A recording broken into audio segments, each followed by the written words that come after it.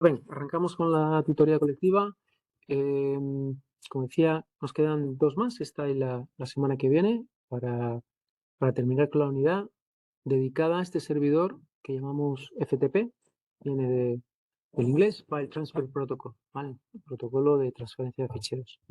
Entonces, en las primeras tutorías estuvimos muy centrados en el uso del cliente, porque básicamente, posiblemente sea lo que más utilidad tiene para vosotros, porque como programadores muchas veces lo que vais a utilizar es algún programita que os permita hacer transferencia de ficheros o descargaros ficheros, ¿no? De ese entorno donde se está alojando vuestra aplicación web. Entonces muchas veces vosotros en el ámbito servidor no vais a trabajar, pero bueno, este curso o este módulo quizá no esté tan orientado a lo que realmente vosotros vais a usar, sino en tener una visión un poquito general y en tener un conocimiento de background de cómo funcionan estos servidores. Vale, o sea que sí que hay una parte centrada en el ámbito de este servidor que ya hemos instalado en la máquina Ubuntu, que es el servidor ProFTPD, y vamos a ver distintas maneras de configurar. Vamos a entender un poquito cuál es la filosofía de este servidor y qué maneras tenemos para configurarlo. Se parece bastante o tiene una inspiración, yo creo, en la configuración de Apache, ¿vale? O sea que hay muchas cosas que nos van a sorprender demasiado. Vale, pues en la instalación ya la vimos, o sea que saltamos directamente a la configuración y os muestro un poquito en la máquina virtual, a ver si lo puedo colocar, para que podamos ver ambas cosas en paralelo. Entonces, esta es la máquina virtual. Cositas que tengo por aquí encima, que no me estorben. Incluso vale. El Ubuntu Server, y esto se instala en la carpeta etc, en la carpeta ProFTPD, ¿vale? Aquí es donde tenemos el software del servidor FTP. Si vemos lo que hay dentro, nos vamos a encontrar con cantidad de ficheritos de configuración. El más importante es proftpd.conf, ¿vale? Y desde aquí, pues si se requiere, se podría ir incluyendo estos trocitos, estas secciones de configuración, pues asociado pues a si quieres hacer autenticación de usuarios con el EDAP o si quieres utilizar SSH para darle seguridad a la conexión, si quieres definir hosts virtuales, que eso sí que vamos a trabajarlo un poquito, si quieres utilizar SSL para hacer FTPS, acordaros que había como dos modalidades, SFTP basado en SSH, ¿vale? Este que tenemos aquí, o bien FTPS. Esto, para recordarlo, podéis un poco coger la idea de qué ocurre con HTTP. A HTTP le añadíamos una S al final para indicar que ese protocolo tenía o estaba construido en una base de TLS o SSL, ¿vale? O sea que si añadimos TLS a la configuración de FTP, pues lo que vamos a conseguir es FTP y añadimos S al final, FTPS.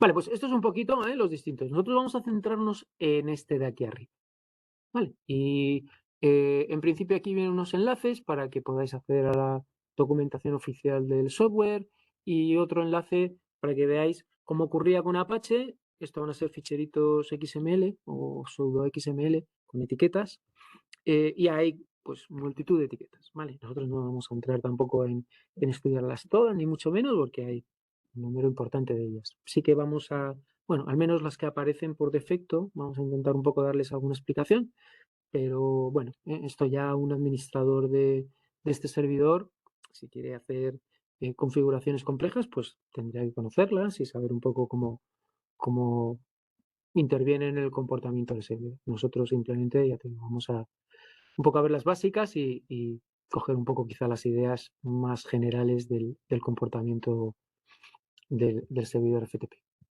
Vale, entonces vamos a entrar directamente, en el ficherito proftpd.com directamente y vamos a estudiarlo un poquito. Vale, entonces, como veis aquí ya veis cosas de includes, ¿vale? Aquí se incluyen los módulos básicos, se pueden cambiar, se pueden añadir, se pueden quitar. los módulos que se van a utilizar en esta configuración básica. Esta es la configuración por defecto que arranca y que en principio, igual que teníamos con Apache, que instalábamos y ya había una configuración por defecto, ahí sí que se creaba ese host virtual default, ¿vale? Y funcionaba aquí también. Tú lo instalas y ya te crea un servidor FTP. Pensar un poco que cuando se generó el software inicialmente de este servidor FTP, la idea era simplemente que lo instalaras y que ese servidor se convirtiera en un servidor FTP, ¿vale? Que de alguna manera dispusiera su disco duro a disposición de los distintos clientes que iban a estar depositando ficheros ahí o recogiendo ficheros. Yo creo que un poco quizá incluso con la iniciativa de Apache de poder generar una situación en la que en una misma máquina tuviéramos servidores o se pudieran servir distintos dominios, ¿no? Acordaros que podíamos generar distintos hosts virtuales. ¿Eso qué significaba? Pues que íbamos a instalar Apache en una máquina. Pero ese mismo Apache, ese mismo software, iba a poder servir peticiones a distintos dominios. ¿Sí? Entonces, en base a esa idea, yo creo que este software también ha evolucionado en permitir esa posibilidad. Pero de base, y cuando lo instalas inicialmente, él lo único que hace es instalar o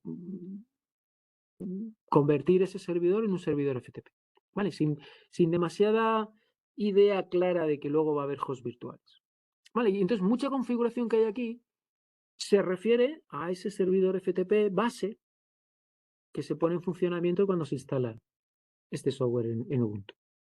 Vale, entonces, como veis, hay estos includes,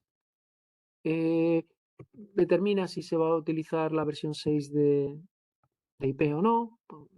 Muchas veces todavía no está demasiado extendido el uso de IPv6, con lo cual normalmente todavía estamos manejando servidores con IPv4, ¿vale? Y las redes están principalmente configuradas por IPv4. Pero bueno, soporta IPv6. Estoy en lookups.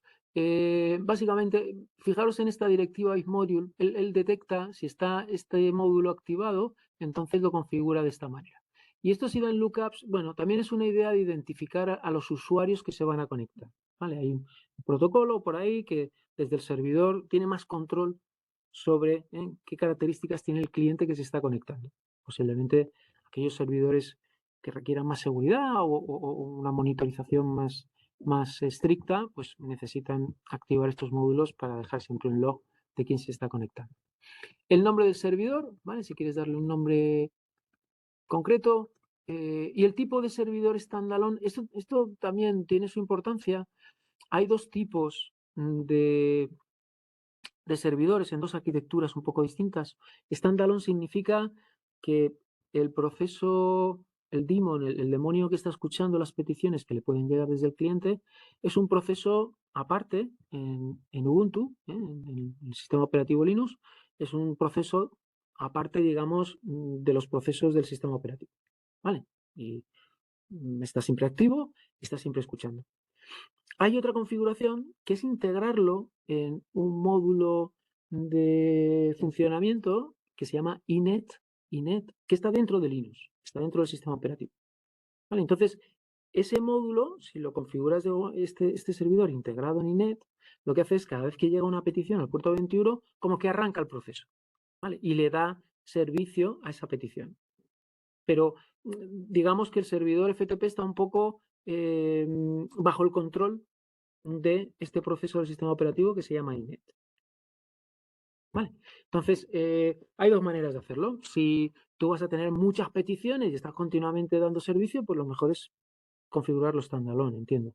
Si es una configuración de un servidor que, bueno, que recibe peticiones bastante aisladas o entonces, bueno, pues quizá no merezca la pena tener el proceso arrancado todo el rato, sino que este inetd siempre se añade la D de daemon, ¿no? Porque es otro demonio que está corriendo en Linux. Este proceso inetd, pues decide cuándo es adecuado arrancar un proceso con el servidor FTP para que trate esa petición. Nosotros lo tenemos aquí configurado como standalone, o sea que se va a crear un proceso y si hacéis un netstat, una vez que lo ponéis en marcha, veréis que está listado el socket 21, el puerto 21 está abierto, quizá abra el 22 también, sí, dependiendo si está en modalidad activa o pasiva, y esperando a que le puedan llegar peticiones. Vale, Differ Welcome, hay veces que normalmente cuando te conectas te manda un mensajito de bienvenida y por cosas de seguridad hay veces que ese mensaje se difiere hasta que no se le dé acceso real, no se autentique al usuario, no se le envía ese mensaje de bienvenida, pues por temas de seguridad, ¿vale? Porque muchas veces todos estos hackers pues intentan sacar el máximo de información de los sistemas y entonces todas las informaciones que des a gente que no está autenticada pues pueden ser objeto luego de uso para saber cómo te pueden atacar. ¿Vale? Entonces, bueno, se puede diferir el welcome. Default server, pues si tenemos varios servidores, este que es el base, este es el base, más servidores virtuales que vayamos a definir y que den servicio o den cabida a tener otros servidores FTP, normalmente respondiendo en otras IPs quizá o en otros puertos de la máquina, habría que decidir si cuando llega una petición y no encaja con ninguna de las IPs a las que tenemos asociado un servidor, uno de sus puertos, cuál va a ser el que va a recibir esa petición. ¿Vale? Y aquí se define este servidor base como el servidor por defecto. Vale, los links simbólicos, pues cuando tú te pones a navegar por los directorios que puedan estar en este área que está disponible para dejar ficheros, se pueden mostrar carpetas, incluso ficheros que corresponden a enlaces simbólicos o no. Vale, es una configuración que tienes ahí disponible. Hay gente que si es un enlace simbólico no quiere que se muestre porque no lo considera como un fichero que pueda ser recuperado del servidor. Vale, cosas de timeout, ¿vale? El tiempo que está, son tiempos que se mantienen y que si se sobrepasan, pues la conexión se cierra, ¿vale? Pues si no ha habido transferencias y si se ha quedado mucho tiempo en medio de una transferencia sin tener ninguna novedad, no ha visto que se ha ido descargando más información o el tiempo que pueda estar de alguna manera sin recibir ningún tipo de petición desde el servidor, ¿vale? Pues estos son unos timeouts en segundos y dependiendo de si eso se cumple o no, pues la conexión se puede cerrar automáticamente. Vale, aquí tengo este mensaje de bienvenida. Este mensaje de bienvenida se escribe en un ficherito, ¿vale? Y es lo que finalmente se muestra cuando se establece la conexión, ¿vale? Es configurable y lo puedes tú, que obviamente cuando tú estableces este tipo de servidor, quieres informar un poco al usuario, pues darle la bienvenida, informarle de la naturaleza del servidor FTP. Vale, también hay unos mensajitos que puedes configurar para que el usuario los reciba cada vez que se cambia de directorio. Estos serían mensajitos que están en este tipo de ficheros que se guardan en cada uno de los directorios. Entonces, cuando el usuario navega y se mueve a ese directorio, pues le saldría ese mensaje. Normalmente mensajes informativos, estás en este directorio y aquí hay información de este tipo, un poco para orientar al usuario que pueda estar de alguna manera moviéndose por esa jerarquía, ¿no?, de información. Vale, si estoy listando, acordaros que en un momento dado se lista la información. Si yo me cambio de directorio y hago un dir o hago se me muestra cuál es la información que hay en el servidor FTP, en esa carpeta concreta. Bueno, pues hay opciones, como ocurre cuando haces un ls en el sistema operativo, pues en este caso se va a utilizar la opción "-l". Vale, deny filter, esto, bueno, es un filtro que se pone porque debió de haber algún ataque y básicamente se trata de evitar de que tú hagas operaciones refiriéndote a carpetas que están fuera de la carpeta en la que estás tú. Vale. Entonces, a lo mejor puedes decir, bueno, pues dame o muéstrame el archivo que está en, y empiezas a poner las barras, ya sea punto, punto, barra, punto, vas subiendo o te vas moviendo, ¿no?, desde ahí a otras partes. Entonces, ese tipo de comandos está denegado para que nadie pueda saltarse de alguna manera las restricciones de seguridad y pueda recuperar información o hacer cosas con ficheritos que están fuera de su alcance, ¿no? Vale, el puerto 21 es el puerto por defecto y va a ser el puerto por defecto también el servidor base. Más cosas. Solo puede haber 30 procesos hijo. Pensar que normalmente estos servidores lo que hace es hay uno que está escuchando, pero cuando llega una petición, ese servidor no se encarga de tratarla, porque si no dejaría de escuchar nuevas peticiones, ¿no? Entonces lo que hace es crea un proceso hijo y le pasa la petición y él sigue escuchando, ¿vale? Para que no haya ese problema de que en un momento dado a lo mejor está apurado procesando una de las peticiones y resulta que no está escuchando las nuevas peticiones. Entonces, el máximo de hijos que se pueden crear van a ser 30. El usuario y el grupo con el que se va a trabajar, ¿vale? O sea que este proceso de alguna manera va a estar arrancado por ProFTP y con su grupo no group. UMask, esto es interesante y es un tema también de seguridad. ¿Qué significa? Básicamente el sistema operativo Linux tiene por defecto, cuando se crea un fichero o una carpeta, le asigna unos permisos, por defecto, ¿vale? Tú cuando creas un fichero no le dices, bueno, pero a este fichero dale estos permisos. Puedes hacerlo, ¿no? Una vez creado puedes cambiar los permisos, pero tú cuando lo creas, cuando haces un sudo nano y escribes algo y lo salvas, en principio se crea el fichero y se crea con unos ficheros con unos permisos por defecto, ¿vale? Esta es una máscara que de alguna manera cambia esos permisos, ¿vale? Porque normalmente los permisos por defecto son demasiado laxos y tú quieres que por defecto de alguna manera se utilicen unos permisos un poco más estrictos. Vale, entonces lo normal es que esto es la máscara que le vas a aplicar al fichero y la máscara que le vas a aplicar a los directorios, ¿vale? Creación de ficheros y creación de directorios. De tal manera que finalmente se va a quedar unos permisos de 644, yo creo, y de... tendría que mirarlo. Yo creo que... déjame que haga una búsqueda para... Ay, igual está aquí. No sé si lo tenía aquí. Vale, déjame un momentito. Mask. ProFTP. Os digo para comentaros cuál es... a ver si viene aquí. Los permisos finales que se quedan, ¿vale? Cuando se aplican. Esto, 664 para ficheros y 775 para directorios, ¿vale? De alguna manera, creo que era 644. Sí, 644. Con estas máscaras se quedaba en 644 y en 7. Cuando hablo de estos números, acordaros que estos números básicamente son la suma en binario de si tiene permiso de lectura, de escritura o de ejecución. Vale, pues lo voy a mostrar porque esto es interesante. Si hago un ls-al, vale, estoy hablando de estas ternas de valores, vale. Tengo ejecución, lectura y escritura. Ejecución, lectura y escritura. Ejecución, lectura y escritura. Vale, perdón. Lo he dicho mal. Tengo lectura, escritura y ejecución. Lectura, escritura y ejecución. Vale, el primer bit es el de ejecución, el siguiente por la izquierda es el de escritura y el siguiente el de lectura. Son 3 ternas. Cada terna básicamente te da los permisos para una, para el propietario del fichero, otra para el grupo, para un grupo concreto, de tal manera que si alguien desde ese grupo adopta esos permisos, y otra para todo el mundo, para el resto de usuarios. Entonces, cuando se utilizan números, ¿sí? Lo que se hace es básicamente transformar estas ternas que están en binario. Si el permiso está dado es un 1, si no está dado es un 0. Vale, pues se transforman en binario.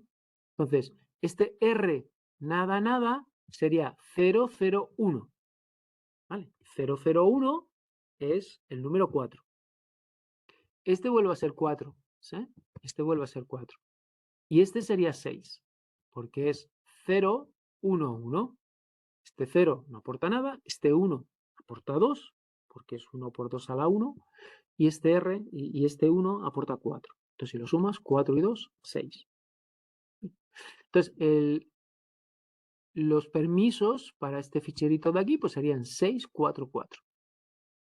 Vale, entonces, a los permisos estándar que da Linux, lo que hace es quitarle con esta máscara definida, pues se le quita esa numeración para que los permisos sean un poquito más reducidos. Vale, esa es punto. Vale, vamos a seguir. Eso en cuanto a Unmask. Puerto, instancias, vale. Podemos definir si los ficheros van a ser sobreescribibles o no, ¿vale? Hay veces que el FTP no te permite sobreescribirlo. El que está, está. Nosotros las pruebas que hicimos, sí, porque podíamos volver otra vez a escribir y posiblemente, acordaros un poco, en el cliente que había de FileZilla te pregunta, ¿qué quieres que haga cuando sobreescriba? ¿Quieres que sobreescriba? ¿Quieres que avise? ¿Quieres que no sobreescriba? ¿Quieres quedarte con si sobreescribir solo si la versión es posterior? Cosas así. Vale, tengo logs que puedo configurar y esto lo vamos a ver al final de la unidad. En la siguiente tutoría puedo definir cuotas para que no haya un usuario que se coma todo el espacio que hay en el servidor FTP. ¿Vale? Ratios tiene que ver también con esa idea, hacer un poquito de control para que el uso del servidor sea más o menos repartido y no se centre en pocos usuarios.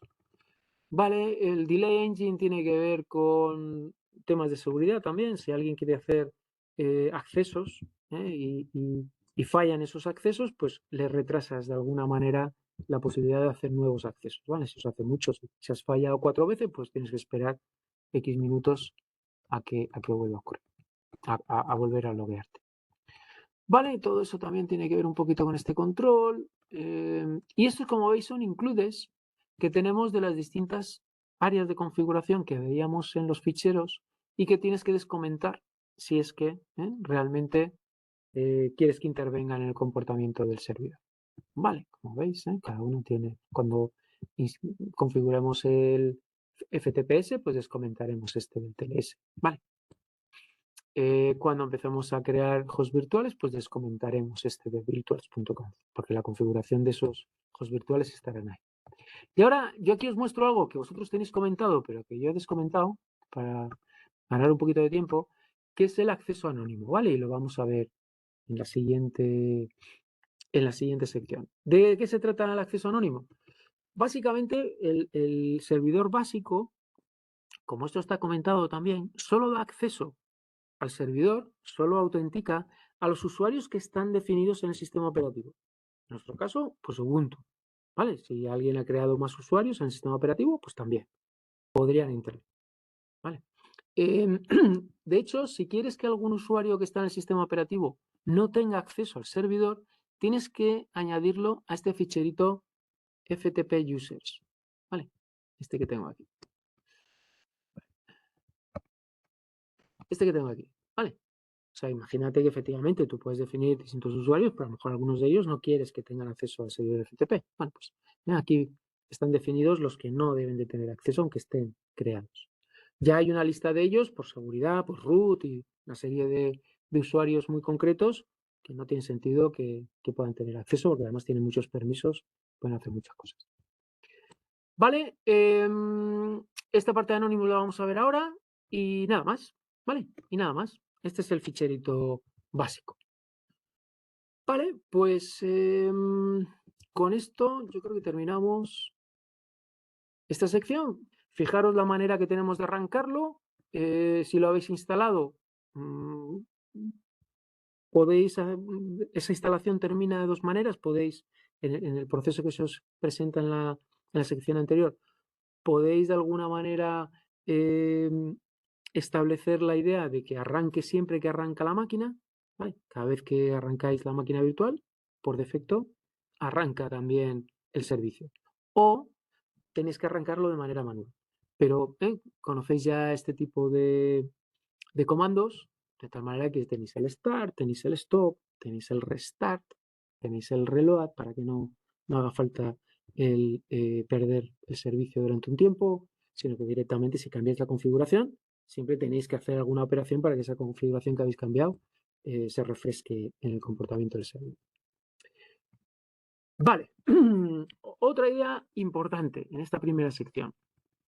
Os hablaba y hacía mucho hincapié en que esta configuración que nos encontramos en el proftpd.conf corresponde al servidor básico, al que se va a instalar y va a funcionar. Y si no hay más necesidad de hacer más hosts virtuales, pues es el que está dando servicio en ese servidor.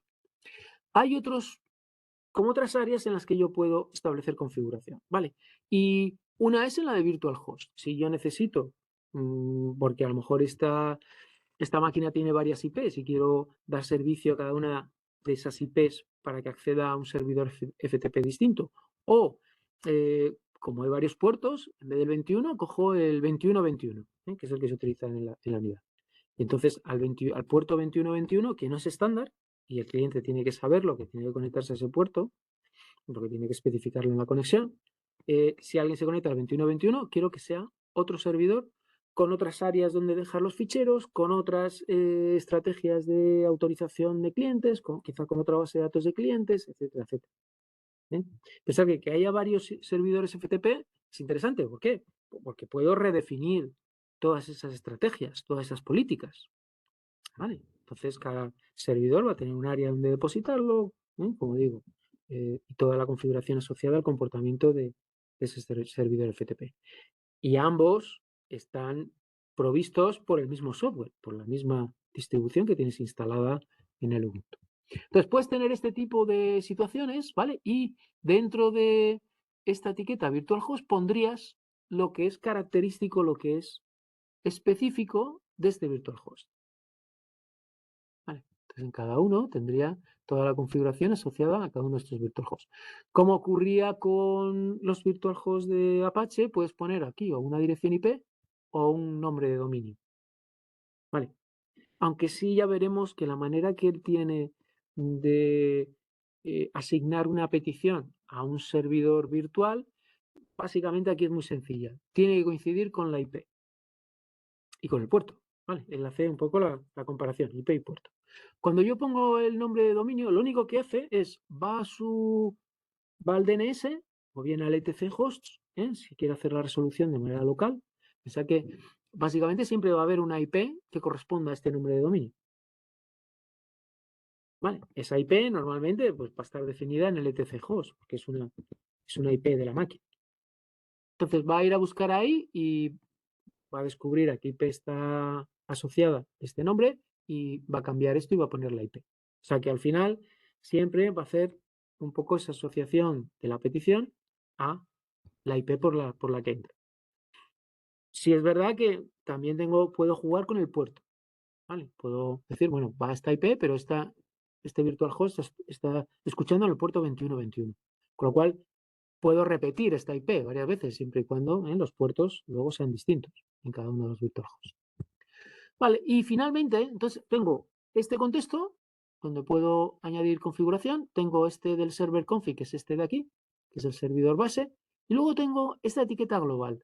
Esta etiqueta global lo que hace es, si yo tengo una configuración que se repite tanto en los virtual hosts como en el servidor base, pues lo saca, en vez de repetirla en cada uno de ellos, lo saca a esta etiqueta global. Vale, y lo que hay aquí dentro, pues se aplica o es aplicable tanto a los virtual hosts como al server config. Entonces, cuidado, aquí lo que hay en el server config no se aplica a los virtual hosts. No es como, no se hereda, ¿no? Esta no es la configuración, digamos, que luego va a ser también asumida por los virtual hosts. No, van a ser configuraciones distintas, cada uno con la suya. Luego, este software tiene muchas implicaciones de si no se define esta directiva de configuración, pues yo utilizo el comportamiento por defecto. O sea que en realidad tú podrías no configurar nada, ¿vale? Y el servidor funcionaría, siempre con sus opciones por defecto. Pero no, lo que sí heredamos es lo que está en global. Si ponemos cosas en global, esto sí que aplica y será utilizado por tanto los servidores virtuales que se especifican aquí como en el servidor base. Vale, muy bien, pues esas son ideas interesantes que hemos tratado en este primer. Entonces, la configuración, como digo, del servidor como FTP privado, es decir, como un servidor que atiende peticiones a usuarios que tienen que estar autenticados, pues básicamente es lo que hemos instalado, sin más, se accede a él con este comando, en el puerto 21 normalmente, y ya está. Tienen que ser usuarios que posean consola de comandos en etc shells, ¿vale? ¿Y qué usuarios son esos? Pues básicamente los que están en este ficherito. Vamos a hacer more. ¿Sí? Sabéis que los usuarios de la máquina están listados en este password W. Vale, pues aquí están todos los usuarios, aquí está Ubuntu, y de estos tienes que eliminar los que pongas en FTP users. Y tienen que tener, aquí en vez de bin false, esto no, o ese bin login, no, eso no vale. Tienen que tener un shell, aquí se especifica, y posiblemente si vemos lo que tiene Ubuntu, vamos a hacer un grep etc, Ubuntu, que es uno de los archivos. Vamos a buscar Ubuntu en etc password, ¿vale? Y aquí aparece y tenemos bash. Esto sí es un shell adecuado, ¿vale? Es un programita que me da el prompt de comandos y yo puedo interaccionar con él. Vale, ¿dónde están listados los shells admitidos o los shells que soporta el sistema operativo? Pues en este ficherito que te comenta el tema. Aquí están todos estos, el SH, el bash, todos estos son shells que se pueden configurar y que se pueden asociar a un usuario, pues porque su preferencia es, cada uno tiene ciertas particularidades y ciertas maneras de uso. Bueno, pues el usuario, de alguna manera, cuando creas el usuario, puedes establecer a qué shell luego con qué shell va a trabajar. Vale, en este enlace te lleva a ejemplos de configuraciones del servidor, pues con accesos anónimos o con servidores virtuales, podéis echarle un ojo, ¿vale? A documentación de ProFTPD, las hay más simples y un poquito más complejas. Vale, además de configurar el servidor como FTP privado, puedo configurarlo como anónimo. Vale, entonces, ¿qué hago? Pues básicamente aquí desconfigura o descomenta dentro del ficherito ProFTPD esta parte de anónimo. Vale, es esta parte de aquí. Vamos a ver. Esta parte que os mostraba. Y con esta parte consigo que ya pueda haber usuarios que no tengan cuenta aquí y que accedan. Claro, todo eso es bastante peligroso, porque claro, ya tienes usuarios que no vas a controlar de ninguna de las maneras y que les abres una puerta para que puedan hacer cosas. ¿Qué cosas se suelen hacer? Pues por recuperar información. ¿Vale? Imaginaos una universidad y tú de manera voluntaria pues estableces este espacio donde tienes mucha documentación de la universidad, pues artículos y proyectos y cosas que son públicas, un FTP público al que todo el mundo puede acceder con el único fin de descargarse cosas, ¿vale? Y eso, pues básicamente no vas a estar creando cuentas en la máquina, sino que abres una puerta para que ellos puedan entrar con ese tipo de login. Vale, entonces aquí ya está dado de alta, ¿vale? Entonces, bueno, dices con qué usuarios se van a conectar, si van a tener varios nombres, en este caso lo normal es que te encuentres Anonymous, dónde se van a conectar, si van a tener mensaje de bienvenida. Y aquí, por ejemplo, estás definiendo unas políticas de autorización para esos usuarios. Estás diciendo, para cualquier directorio, en la operación de write, es decir, escribir, grabar información, lo voy a denegar. O sea que no vas a dejar que ningún usuario anónimo deposite ficheros en el servidor FTP. Lo único que puedo hacer es leer, descargarse cosas. Vale, pues si establecéis eso, pues ahora ya cuando vayáis al servidor, aquí, acordaros, hemos creado estos sitios utilizando FileZilla. Bueno, pues en el daodistancia.net, fijaros que aquí en el modo de acceso puede ser normal, estableciendo un usuario y una contraseña. Este sería un usuario como Ubuntu, pero también puedo establecer el acceso anónimo. Vale, entonces puedo decir, pues conéctame. Vale, yo tengo una conexión, la voy a. Vale, está intentando conectarse. y se conecta. Fijaros que en este momento este sería el mensaje de bienvenida que se muestra, ¿vale? Pues welcome al usuario Anonymous, etcétera, etcétera, y me sitúa en un espacio, ¿vale? ¿En qué espacio? Pues os comentaba, el espacio que define la instalación del servidor FTP está en srv FTP, ¿vale? Aquí es, vamos a hacer un sudo para que me deje entrar, srv, ¿vale? Y aquí es donde me ha conectado. Este es el área. Si yo dejo, imagínate que yo voy a crear aquí un ficherito, ¿vale? Nano test, ¿vale? Y aquí escribo algo de texto, ¿vale? Aquí lo tengo establecido. Si yo refresco esta información, ¿veis cómo ha aparecido aquí? Este ficherito test. O sea que estoy. Y este test, pues lo puedo descargar sin problema, ¿vale? Lo que no puedo es pasar cosas ahí. Pero esto, en principio, no se ha quedado ahí pillado, ¿vale? De hacer esto, ¿vale? Me da un error crítico de transferencia, pero hacer esto sí que puede.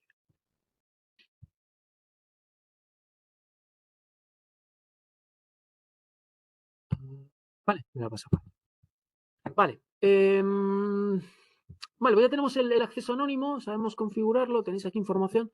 Puede ocurrir otra manera de configurar el acceso anónimo, es otra casuística, es decir, bueno, yo no quiero que todo el mundo se pueda conectar a mi servidor FTP, porque imaginaos que es un FTP que yo tengo público, pero solamente para los profesores. Pero tampoco quiero crear una cuenta para todos los profesores o para cada uno de ellos, ¿no? Entonces lo que voy a hacer es crear una única cuenta, ¿m? Profesor o invitado, y a esos profesores que quiero que entren les voy a dar la clave. Pero eso estaría muy bien y eso, bueno, prácticamente es como si todos estuvieran compartiendo una cuenta, ¿no? Creada.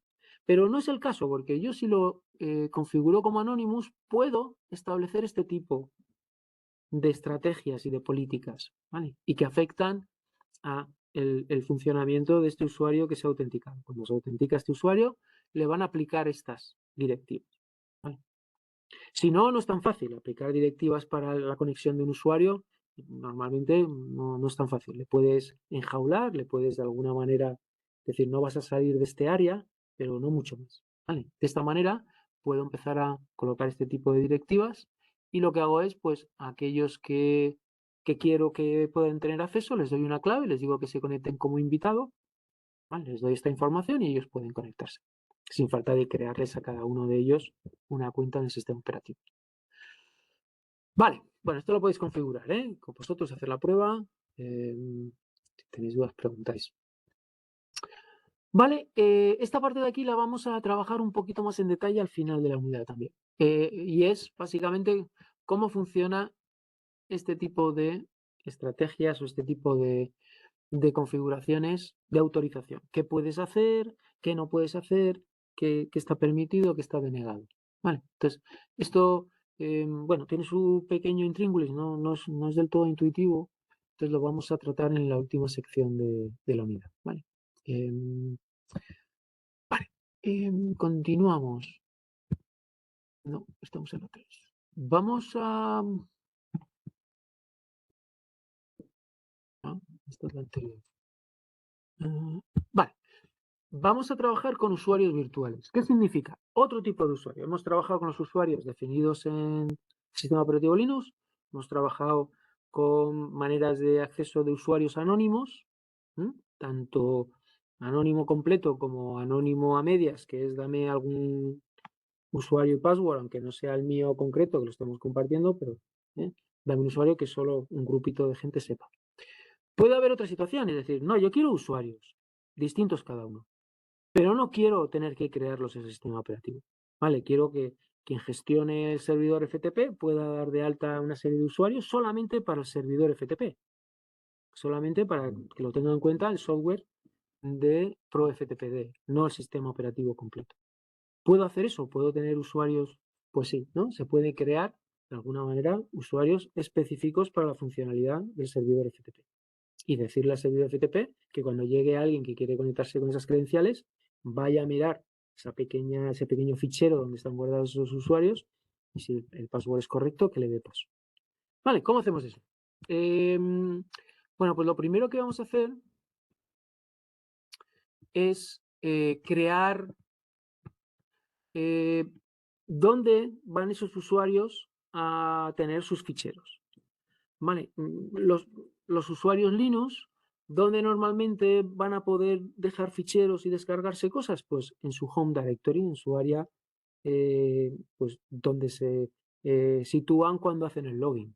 Vale, normalmente en la carpeta home, el nombre del usuario, bueno, pues ese es el área que tienen disponible. Vale, para dejar ficheros y para recoger ficheros.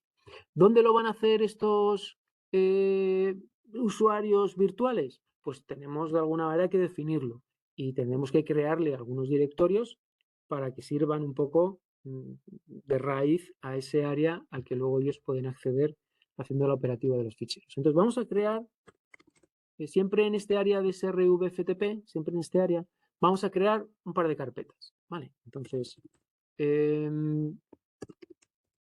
uno lo vamos a crear en DAOD FTP1, en esta carpeta, y otra que vamos a crear en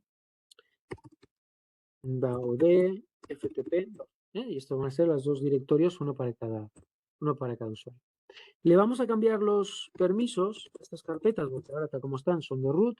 Pensar que estoy con un sudo su, ahora es como si fuera root. Y obviamente no pueden tener este propietario porque les evitaría poder utilizar este área, ¿no? Que está restringido. Entonces, vamos a cambiarle los permisos para que sea usuario o propietario FTP y grupo no grupo, que son de alguna manera el propietario grupo por defecto del software de ProFTP. Y esto lo vamos a hacer, estos cambios lo vamos a hacer a ambas carpetas, ¿vale? Ambas directorios. SV, FTP, FTP. Vale, ya los tengo, los tengo aquí, estos dos. Si veo los permisos o los propietarios, veo que estas dos carpetas ya pertenecen a FTP con el grupo no grupo. Vale, y ahora voy a crear esa base de datos donde van a estar los usuarios virtuales. Vale, y lo hago con este comando. Pero es un comando que requiere bastantes cosas, porque por un lado necesito saber el identificador del usuario FTP. Vale, en este caso 116. Vale, lo sabéis con este comandito, ID FTP. Vale, pues voy a ejecutar el FTP password. Voy a pedirle que me pida el password luego. El nombre, pues el primero es DAOD FTP1.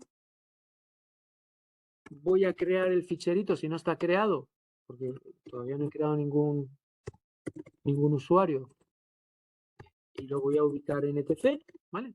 etc barra password punto usuarios punto virtuales. Vale, ese es el nombre que le he dado. Menos. Ahora le voy a dar el identificador del usuario FTP para que luego lo use. Y le voy a decir dónde tiene que aterrizar a estos usuarios cuando se conecten al servidor. Y este especialmente va a ir conectado a DAOD FTP1. ¿Vale? En esta carpeta de aquí. Vale. Y esto quizás me falla porque tengo que añadir este shell a etc shells, porque no va a estar. Entonces, dejarme que antes de ejecutar esto, voy a abrir por detrás para no tener que volver a todo. Voy a abrir otra sesión con Ubuntu Server y lo voy a asegurarme de que está ese shell. De que está ese shell creado. Entonces decía, esta sesión, voy a ver si está binfalse en etc shells. ¿Veis? No está. Vale, pues lo voy a editar para añadirlo porque si no te deja añadir. Vale. Y aquí al final les pongo barra, y esto me parece que es binfalse. Barra bin, barra false, que indica que no es un shell adecuado. ¿Vale? Pero lo tengo que añadir porque si no, este comando da problemas. Porque en principio pensar que este usuario yo no quiero que se logue, no quiero que tenga una cuenta, con lo cual no va a tener un shell asociado. Vale, podría darle un shell a lo mejor, pero a lo mejor no tiene mucho sentido, ¿no? Que yo le dé un shell cuando no va a ser un usuario que realmente se va a conectar al sistema operativo. Bueno, pues lo dejo así, esto ya tiene el shell, entonces aquí ya puedo decirle que el shell que va a utilizar este usuario va a ser bin false. Vale, vale, vamos a crear el password. Te dice que como no establezco el grupo ID, dice que le va a dar el mismo valor que al UID. Bueno, tampoco me preocupa mucho. Y aquí el password, pues para no tener problemas, voy a dar el mismo password, el nombre del usuario. Laude FTP1.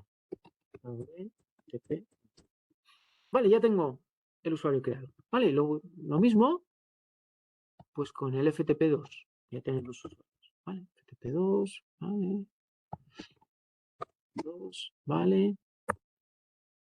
Y lo mismo Daude FTP2 para el segundo usuario, Daude FTP.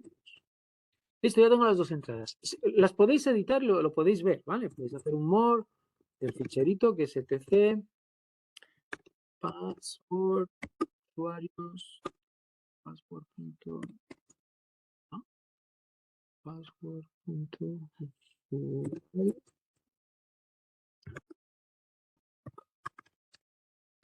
usuario.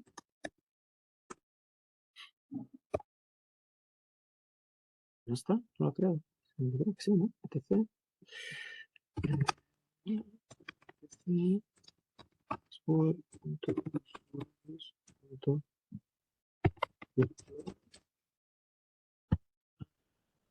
no sé. Created. Y lo he creado en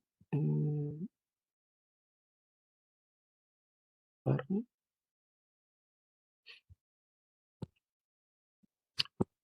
PC. Pues, no sé, me quedo un poco sorprendido porque sí que debería de tener.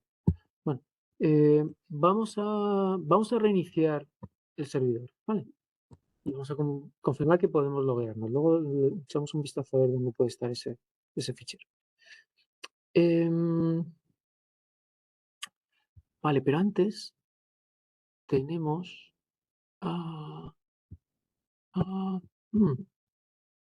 quedo con la duda si habrá que añadir,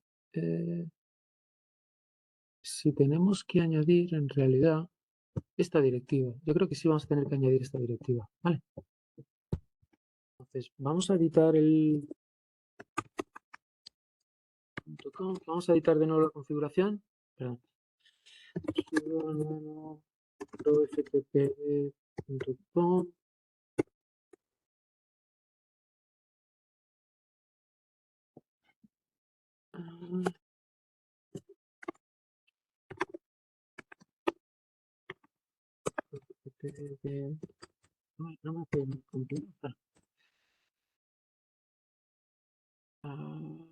Vaya, pro FTP. Tampoco. No, porque esto necesita. Vale. Vale, pues vamos a editar el ficherito de configuración, este. Y vamos a añadirle, para que tengan en cuenta esos usuarios virtuales, le voy a añadir este trocito de configuración. Se lo voy a poner aquí. Y le digo auth user file. Vale, utiliza este fichero, que es el etc passwd.usuarios.virtuales. Vale, con esto, de alguna manera, consigo que este servidor base también tire de los usuarios que están definidos en este fichero, que deberían estar. Entonces, salvo y voy a reiniciar systemctl. Vale, voy a reiniciar el servidor para que tenga esta configuración en cuenta. Vale, me da un error.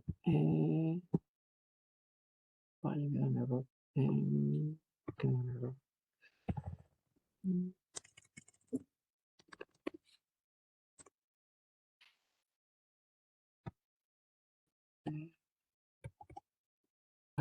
Dice que no. Ah, pues es que no lo ha creado. No lo ha creado. ¿Por qué no lo ha creado? No lo ha creado. Pues vamos a intentar. No sé. Algo se ha hecho ahí que no no hemos creado bien el ficherito. Vamos a intentar crearlo de nuevo. Usuarios virtuales. ¿Habrá creado en algún otro lado?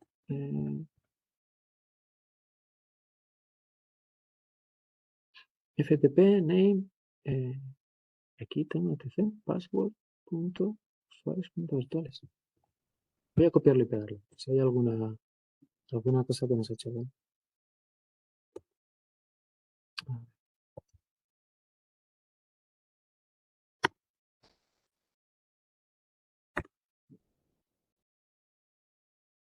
Bash uid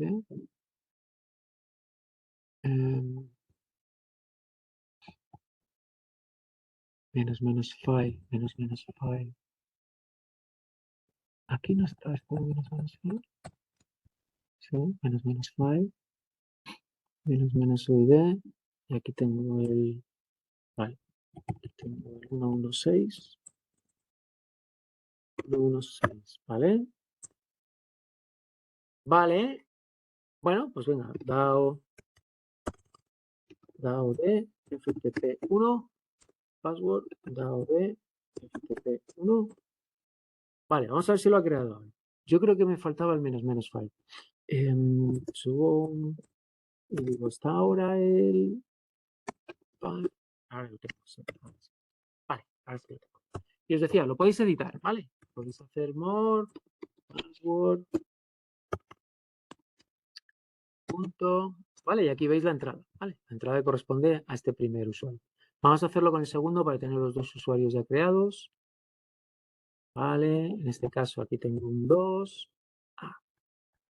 Y también aquí tengo un 2. Vale, pues le doy el DAO de FTP2, DAO de FTP. Listo, ya tengo las dos entradas. Con lo cual, en principio, voy a ver si ya puedo entrar. Ah, no, voy a reiniciarlo. A ver si me deja ahora, porque ya está el fichero creado.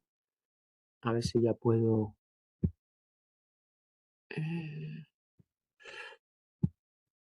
Déjame que encuentre. Aquí está. Entonces digo systemctl restart y proftp.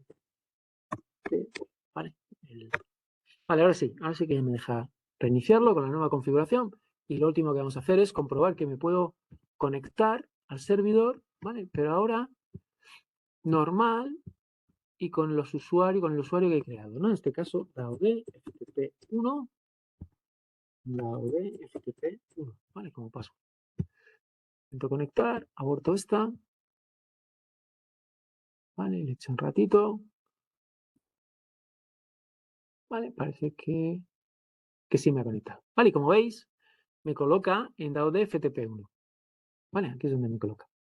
Donde le he dicho de alguna manera que va a ser su home directory para este usuario, que es un usuario virtual, ¿vale? No es un usuario definido en el sistema operativo. Vale, pues yo creo que hasta aquí. Esto era un poquito lo que os quería contar. El próximo día vemos cómo hacemos los hosts virtuales, cómo definimos cuotas y cómo podemos configurarlo para que utilice SSL. Vale, que nadie pueda estar en el medio de alguna manera escuchando la comunicación y viéndola en abierto. Vale, ¿alguna preguntita, Román, que tengas por ahí? No, porque No. me has resuelto lo del fichero ese que no salía, que yo Vale, no conseguía sí. ver cuál era el problema. Yo creo que el problema fue que no le puse esta menos file. Directamente le puse el nombrecito del fichero, pero no llegué a ponerle esta opción. Vale, problema de teclear, que al final siempre hay algún pequeño error, sobre todo con comandos tan largos, al final siempre hay alguna cosita que no cuadra. Y por eso no me creo el fichero. Pero bueno, aparte de ese pequeño tropezón, yo creo que más o menos las cosas se han podido mostrar adecuadamente. Y Pues luego nada, Román, bueno. Vale, No, pues que lo único, me cuesta mm, imaginarme un poco casos de uso, ¿no? Porque hemos visto, pues para desplegar Tomcat, hemos visto Wildfly, ujú, no sé si había otra cosa antes, porque llevamos ya tres unos cuantos, tareas, ¿no? ¿verdad? Ujú, Sí, y este es pues el FTP, ¿no? Entonces, sí. pues no sé si considerarlos variantes de una cosa o sea, No, tú que no, tienes te una visión explico. más Buena pregunta. global, Claro, buena pregunta.